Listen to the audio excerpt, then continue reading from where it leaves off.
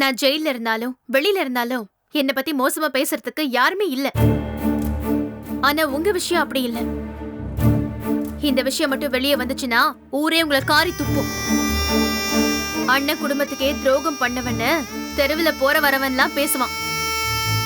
எவ்வளவு மதிப்பா ஒரு ஜிஎம்மா வாழ்ந்துட்டு இருக்கிறவன் நீங்க. தெருவுல பிச்சைக்காரனை விட கேவலமா கிடக்குற மாதிரி ஒரு நிலைமை வந்துரும். பரவாயில்லையா சார்? இங்க பாரு, தயவு செஞ்சு என்ன குழப்பறதை நிறுத்து. நான் ஏற்கனவே ஏகப்பட்ட கன்ஃபியூஷன்ல இருக்கேன். சார், யோசிச்சா தைரியம் போயிடும். எந்த டேமேஜுமே இல்லாம நீங்க தப்பிக்கணும்னா இந்த வழி ஒண்ணுதான் இருக்கு. கணேஷை எப்படி போட்டு தள்ளணும்னு பிளான் பண்ணி அவன் கதையை முடிங்க. சொல்லிட்டேன். உங்க வீட்டு மானம் போகாம இருக்கணும்னு என்ன கூட மன்னிச்சு விட்டுருவாங்க சார். ஆனா உங்க நிலைமை என்ன ஆகும்னு நல்லா யோசிச்சுக்கோங்க.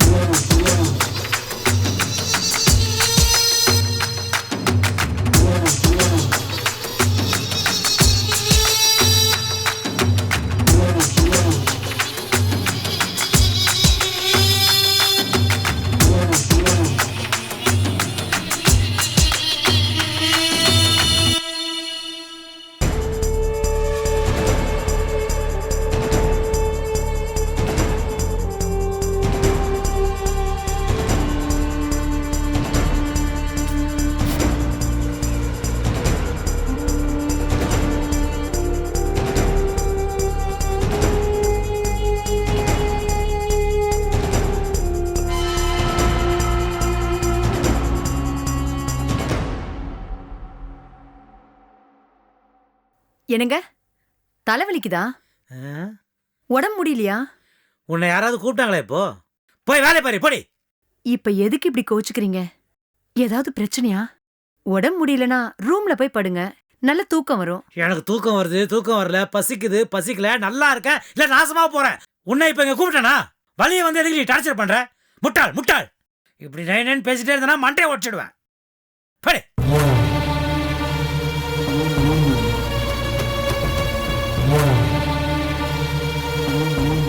இந்த விஷயம் மட்டும் வெளியே வந்துச்சுன்னா ஊரே உங்களை காரி துப்பும். அண்ணன் குடும்பத்துக்கே துரோகம் பண்ணவன்னு தெருவுல போற வரவன்லாம் பேசுவான். பரவாயில்லையா சார்? கணேஷை எப்படி போட்டு தள்ளணும்னு பிளான் பண்ணி அவன் கதையை முடிங்க. சொல்லிட்டேன்.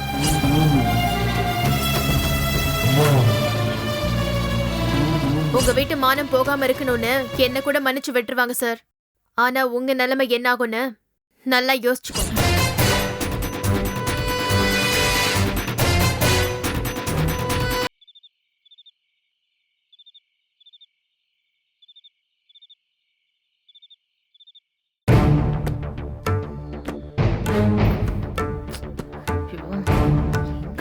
தொலைஞ்சாரு தெரியலையே.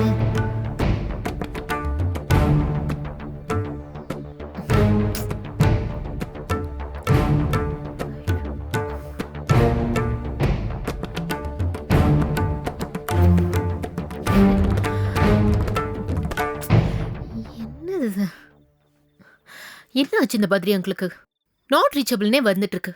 ஐயோ, 1 கோடி ரூபாய் கொடுத்துட்டு போனதோட சரி. அதுக்கப்புறம் அதுக்கு இன்ட்ரெஸ்ட் வந்துதான் கூட அவர் கவலைப்படல. எங்க போய் தொலைஞ்சாருன்னு கூட தெரியல.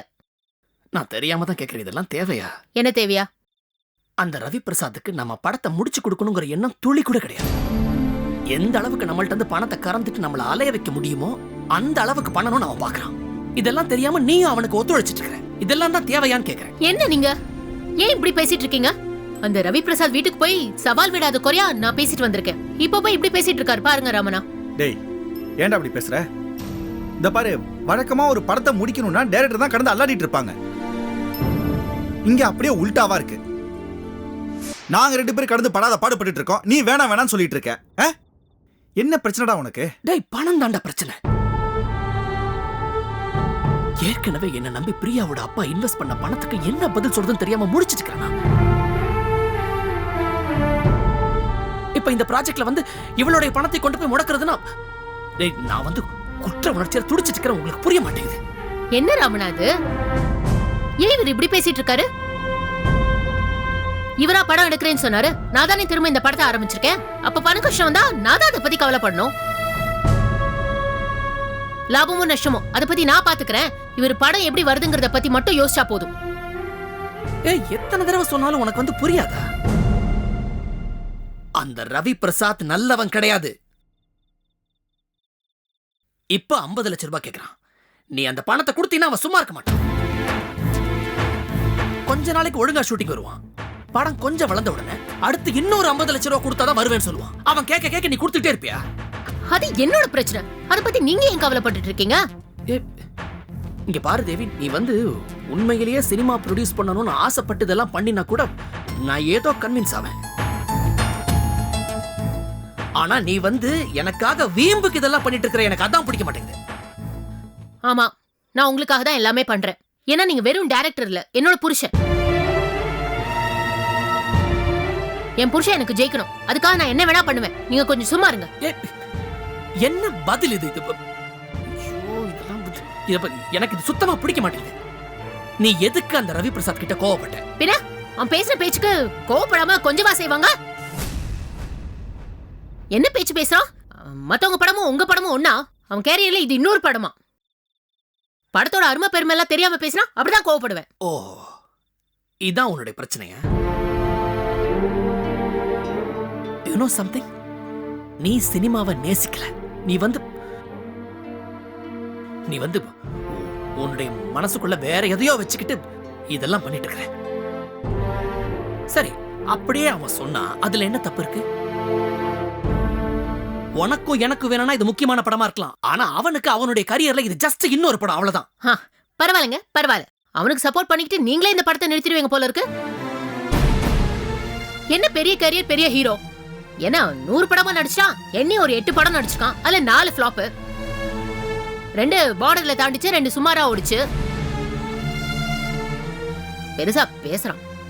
என்ன இந்த மூஞ்சி இவனால ஹீரோவா போட்டு எடுக்கிறதுக்கு? பேசாம நீங்களே ஹீரோவா நடிச்சிடலாம்.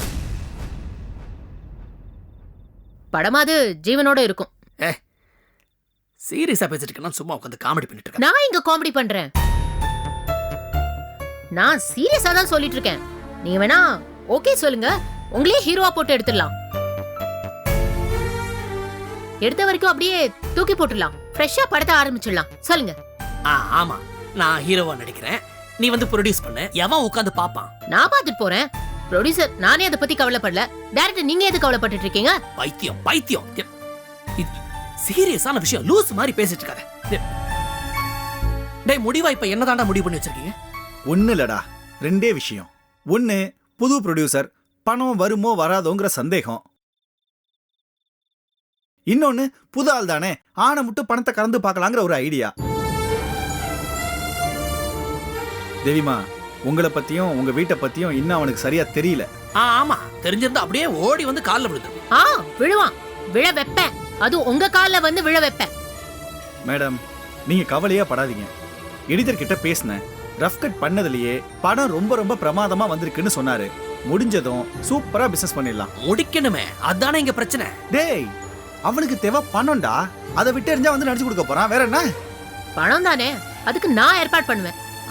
அங்கிள் கிட்ட சொன்னா 1 கோடி ரூபாய் 4 கோடி ரூபாய் ஏற்பாடு பண்ணி கொடுப்பாரு. அதுக்கு நான் கேரண்டி. தேவி ப்ளீஸ், உன்னுடைய வெட்டி கௌரவத்தால 50 லட்சம் ரூபாய் நீ தேவையில்லாம இழக்க போற. பரவாயில்ல, அத பத்தி எனக்கு கவலை இல்ல.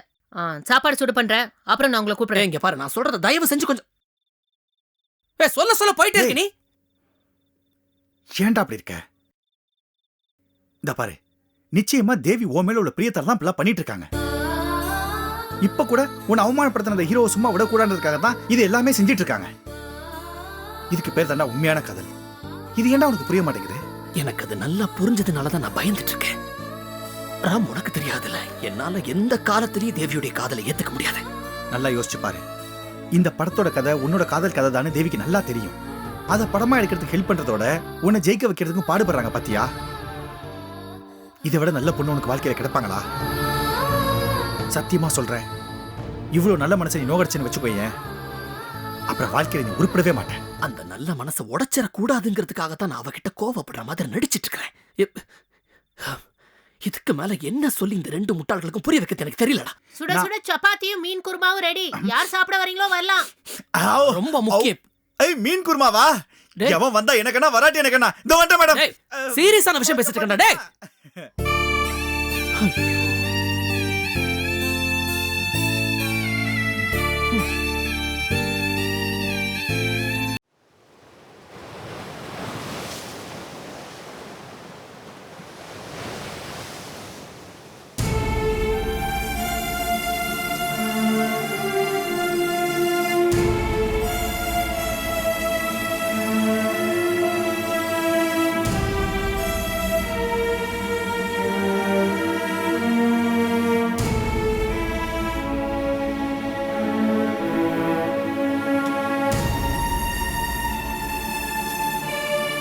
சாப்பிட்டு போயிட்டாளா?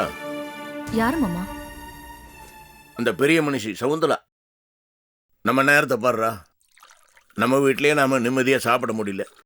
எங்க அவ வந்துட போறாளன்னு பயந்து பயந்து சாப்பிட வேண்டியிருக்குது. என்னத்த சொல்றேன். கவலைப்படாதீங்க மாமா. அதான் நம்ம ஷாக் ட்ரீட்மெண்ட் ஆரம்பிச்சிட்டோமே, ம். இனிமே எல்லாமே மாறும். நீ சொல்ற அந்த பக்கம் ஒரு ரியாக்ஷனும் காணாம. நீங்க பாக்கலன்னு சொல்லுங்க. பேப்பர் நியூஸ பார்த்ததுல மிரண்டு போனவ கிளம்பி எங்கேயோ வெளியே போனா.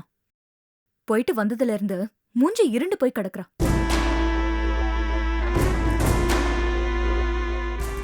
காலையில இருந்து ரூமை விட்டு வெளியவே வரல. சாதாரணமான நாளா இருந்தா இந்நேரம் இப்படி உங்களை சாப்பிட விட்டுருப்பாளா? இல்ல ரொம்ப பவர்ஃபுல் பாம்பு போட்டோன்னு நினைச்சோம். ரியாக்ஷன் ரொம்ப கம்மியா இருக்க. பேப்பர் விளம்பரம் உடனடியா வெடிக்கிற பாம் இல்ல சந்தோஷ், டைம் பாம். தெரிஞ்சுதான் பண்ணேன். கொஞ்சம் லேட்டா வெடிச்சாலும் எஃபெக்ட் ரொம்ப பவர்ஃபுல்லா இருக்கும்னு நினைச்சுதான் பண்ணேன். Good morning sir. Good morning சொல்றதுக்கா கேட் விட்டு இங்கே வந்திருக்கிறியா? இல்லை சார், ஒரு லேடி வந்திருக்காங்க, அதான் உள்ள அனுப்பலாமான்னு கேட்க வந்தேன் சார். லேடியா? எந்த லேடி? ஒரு வயசான அம்மா சார், சகுந்தலோட அம்மான்னு சொன்னாங்க.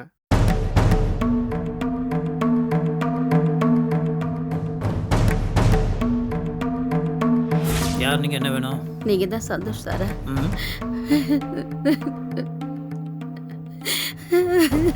ஏங்க எதுக்கு அழுகுறீங்க? என்ன வேணும் உங்களுக்கு? நான் சகுந்தலாவோட அம்மா சார். இங்க எதுக்கு வந்தீங்க இப்போ? சகுந்தலா 4 நாளா ஒண்ணுமே சாப்பிடல சார்.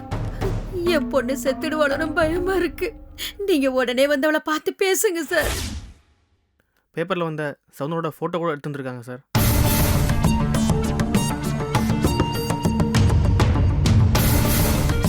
நான் ஏற்கனவே ஒரு தடவை உங்களை பார்த்துருக்கேன். ஆஃபீஸ்க்கு வந்திருக்காங்க. கேட்காம விட்டா பிரச்சனை இருமேன்னு தான் கேட்க வந்தேன் சார். அவங்கள அனுப்பு. Okay sir. மாமா பார்த்துருவா. பாரதி, நான் போய் பார்த்துட்டு வந்துடுறேன். வரேன்.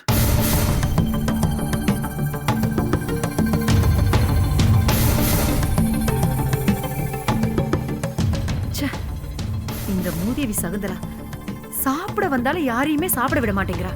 ரூம்ல இருந்தாலும் யாருக்குமே இங்க நிம்மதி இல்ல. இவ முதல்ல இங்க இருந்து ஒழிஞ்சாதான் எல்லாருக்குமே நிம்மதி.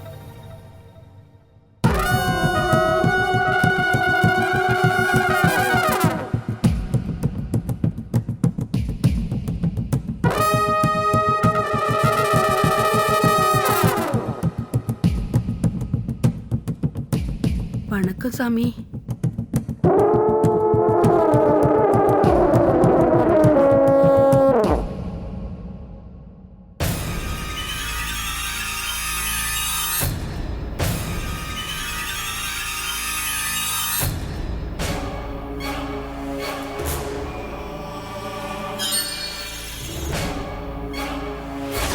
நீ போய் சந்தோஷ் பாத்தியா? சொல்லுமா. அவர் எதுக்கு பார்க்க போன? உன்னதான் கேக்குறேன். அவர் எதுக்கு பார்க்க போன? ஏய், ஸ்டாப் இட். ஓகே, என்ன அம்மாவை சத்தம் போடுற? அவங்க மேல என்ன தப்பு இருக்கு? எந்த அம்மனால தான் பொண்ணு இப்படி சாப்பிடாம பட்டினி கிடக்கிறத பார்க்க முடியும்? அவங்க சொன்னதை நீ கேட்கல, அதனால தான் அவங்க என்கிட்ட வந்து சொன்னாங்க. யார் நீங்க?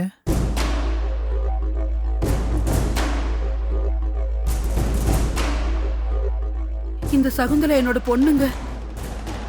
திடீர்னு புருஷன் அது இதுன்னு பேப்பர்ல போட்டிருந்துச்சு. அது என்ன ஏதுன்னு கேட்டுக்கின்னு போக தான் வந்திருக்கேன் சாமி. சகுந்தலா உங்க பொண்ணா? போய் சொல்லாதீங்க. நீங்களா சகுந்தலாவோட அம்மா? சத்தியமா நான் சகுந்தலோட அம்மா தான் சாமி. சந்தோஷ், என்ன? இல்ல, அன்னைக்கு ஒரு நாள் சகுந்தலோட அம்மா ஆஃபீஸ்க்கு வந்தாங்கன்னு சொன்னால, ம். அது இவங்க கிடையாது, வேற ஒரு லேடி.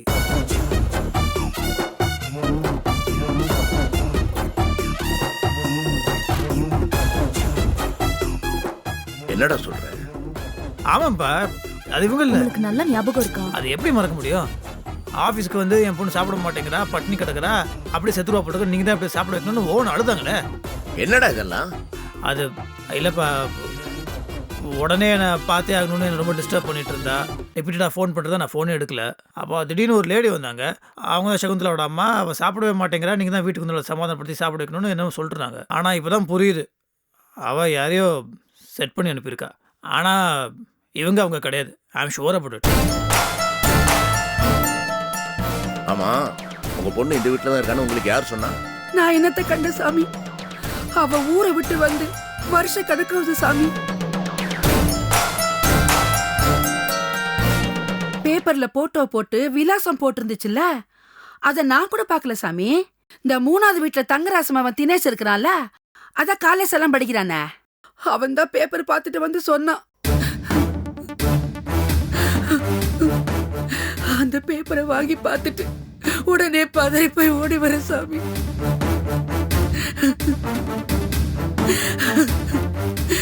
ஏன் சாமி, ஏமா உனக்கு நெசமாலே கண்ணால முடிஞ்சிருச்சுங்களா? ஊருக்கு சொல்லாம உறவுக்கு சொல்லாம கண்ணால பண்ணிக்கிட்டாளா? அத நீங்க தான் அவகிட்ட கேட்கணும். எங்க பாக்குறா அம்மாவா? இங்கதான் இருக்காங்க, வர சொல்றேன். நீங்க உட்காருங்க. வானாமா, நான் அப்படி ஓரமா நின்னுக்கிறேன். காஃபி டீ ஏதாவது சாப்பிட்றியம்மா? அதெல்லாம் ஒண்ணு வேண்டாம் சாமி, ரவுண்டு தண்ணி இருந்தா கொடுங்க, ரொம்ப தாகமாக்குது. சிவாமி, என்ன ஊருங்க நீங்க? விழுப்புரத்துக்கு முன்னால நாயக்கம்பாக்கம் இருக்குதுல்ல, அதான் எங்க ஊரு. எம்மாவா, இருங்க, நான் போய் கூட்டிட்டு வரேன். சந்தோஷ், வெடிக்குமான்னு கேட்டீங்கல்ல, இதுதான் முதல் வெடி. அடுத்தடுத்து வெடிக்கும் பாருங்க.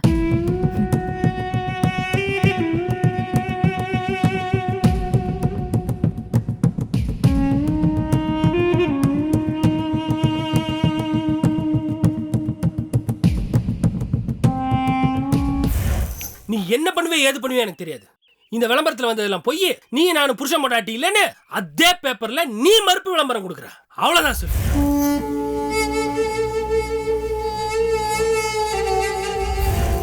புருஷன் பொண்டாட்டியா இல்லாத நம்ம 2 பேரையும் சேர்த்து வச்சு விளம்பரம் கொடுத்தது தப்பு தானே? வா, நம்ம 2 பேருமா போய் போலீஸ்ல கம்ப்ளைண்ட் பண்ணுவோம்.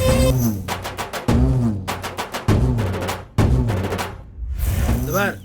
அப்படியே ஏதாவது பிரச்சனையா என் வாழ்க்கையே போகுதுன்னா நான் சும்மா போக மாட்டேன். உன்னை அப்படியே நான் கொண்டு போட்டு தாண்டி போவேன்.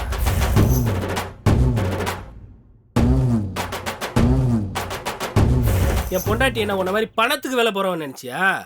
அவளை இதெல்லாம் ஒன்றும் சரி கட்ட முடியாது. நீ அதே பேப்பர்ல மறுப்பு விளம்பரம் கொடுத்தாதான் அவ சமாதானம். ஆனா உன்னா காசை கொண்டாந்து நீட்டு லட்ச லட்சமா. உனக்கு இந்த காசெல்லாம் எங்கேருந்து வருது? இப்ப நீ எதுக்கு அந்த வீட்டுள்ள போயிருக்க? இவ்வளவு காசு உன்கிட்ட கொடுத்து உன்னை பின்னால இருந்து ஆட்டி வைக்கிறது யார்? நீ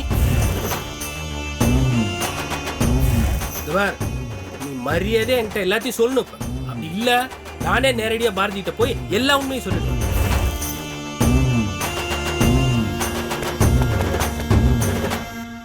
யாரு?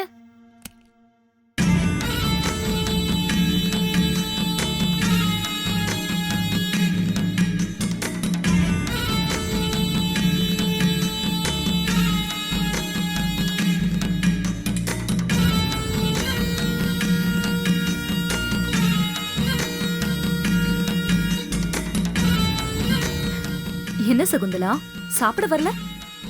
இங்க எதுக்கு வந்த? 2 விஷயம். முதலாவது, இது என்னோட வீடு.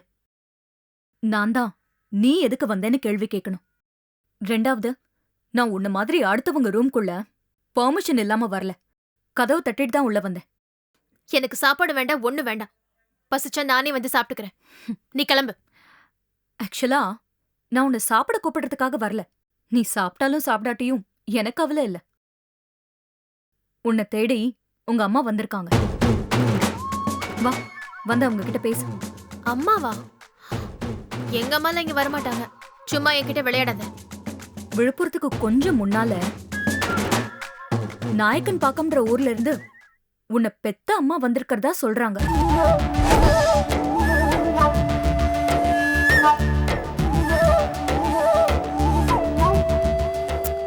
அது உண்மையா இல்லையான்னு நீ வந்து பார்த்தா தானே தெரியும். பாவம் வயசானவங்க கிட்டத்தட்ட 200 கிலோமீட்டருக்கு அந்த பக்கத்துல இருந்து உன்னை பாக்குறதுக்காக இவ்ளோ தூரம் வந்திருக்காங்க. நீ என்னன்னாவது கேட்க வேண்டாமா? நான் நம்ப மாட்டேன். நீ போய் சொல்ற. நீ வந்து பாரு. யாரு போய் சொல்றாங்கன்னு எல்லாருக்கும் தெரியணும்ல. இப்ப நீ வரியா இல்ல என்ன ஏதுன்னு கேட்டு நாங்களே பேசி அனுப்பி வைக்கட்டுமா? இல்ல இரு, நானே வரேன். ம்